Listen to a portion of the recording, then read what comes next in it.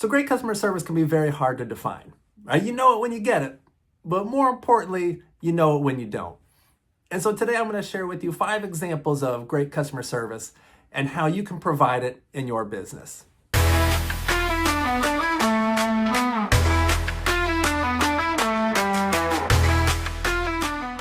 I'm going to share 5 quick real-world examples of great customer service that I've experienced that took almost no additional time, very little if any cost, but made a huge impact.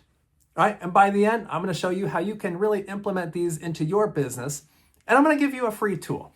Down there in the video description, there's a link to the customer experience mapping tool that we use that you can really put to use in your business to deliver an amazing experience every single time with your customers. So example number 1, and I realize this one might sound a little bit strange, but it's the garbage man on our street. One day I was out front throwing the football with my son, and the garbage truck was coming down. And as he got to our house, driver hopped out, let my son control the claw to pick up the trash bin and dump it in the truck. It took a couple of moments, but this experience it made my son's day. He loved it. He still talks about it. And the reason this was so impactful is because garbage collection it's very transactional by nature. Really, you don't even notice that it's happening. I mean, you'd certainly notice if it doesn't happen. Then there's some complaints. All right, but this was one where this driver realized he had an opportunity to take a moment and create an experience for a young kid. And he took it, and it made all the difference in the world.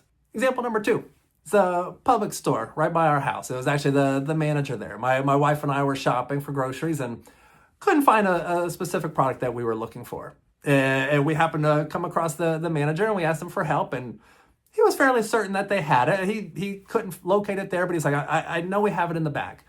Go continue shopping. I'm going to go find it, and I'll come back and find you and give it to you.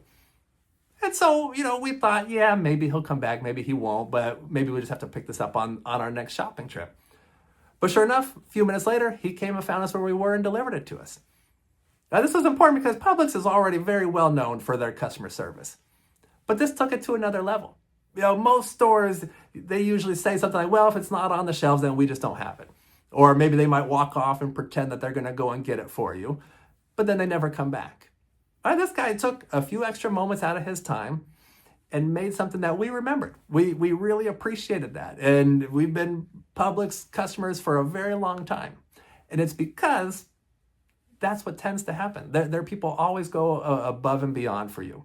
And it makes a big difference. Example number 3. It was a small purse stand at a restaurant here in Orlando called Chatham's.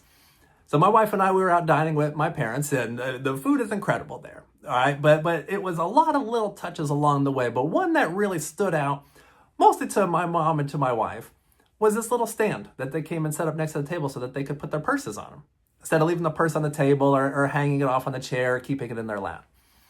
This really was important because it took a couple dollars, sure, but it was very impactful to them because it was just one of the many little details that it was clear that they thought out from the whole entire time that we were dining in their restaurant to really enhance the experience.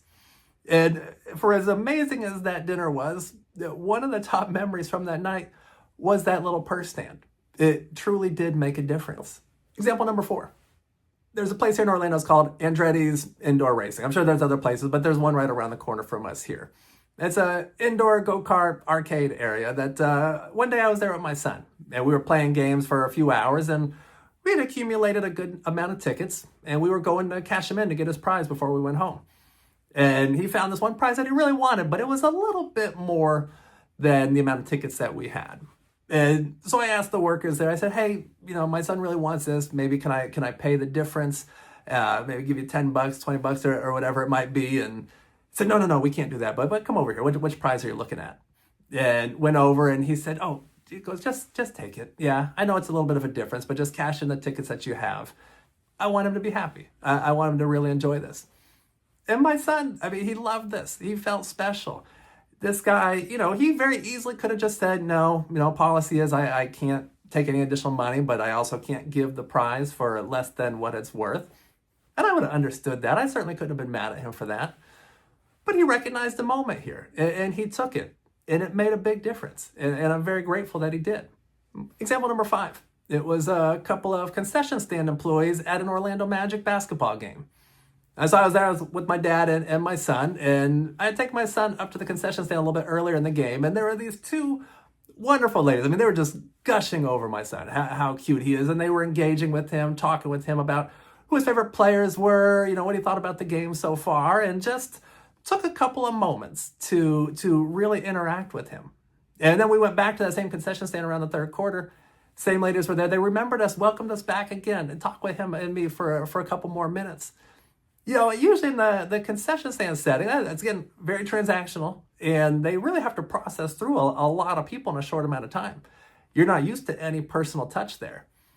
But here, these extra few moments, for them, didn't make much of a big deal. But for me, obviously as a customer service guy, I recognize the beauty of it and the value of it. And me and my son, we really appreciated the time that they took to interact with us. And again, it made a big difference. Now, each of these experiences stood out because they were unexpected. They were simple, but they were outside of the norm. Very often we think that great customer service, great experiences have to be these big wow gestures that cause somebody to go way out of their way or spend a lot of money. But very often these great customer experiences fall in those little moments that we as the worker don't always think about. But when we're on the receiving end as a customer, they make a difference. They stand out. And they're the things that we tend to remember for a long time. And better yet, we tell people about it. Right? So here I'm telling you about these different companies that really, outside of a purse stand that maybe cost a couple of dollars, and difference between the amount of tickets we had and the toy that the Andretti's racer gave to my son, cost next to nothing. But the impact was huge. And it will certainly make us look for other opportunities to go back to these businesses. And what's really cool is once you get everybody on your team operating under this mentality, now you really start to stand out and differentiate yourself in what is a very competitive marketplace out there.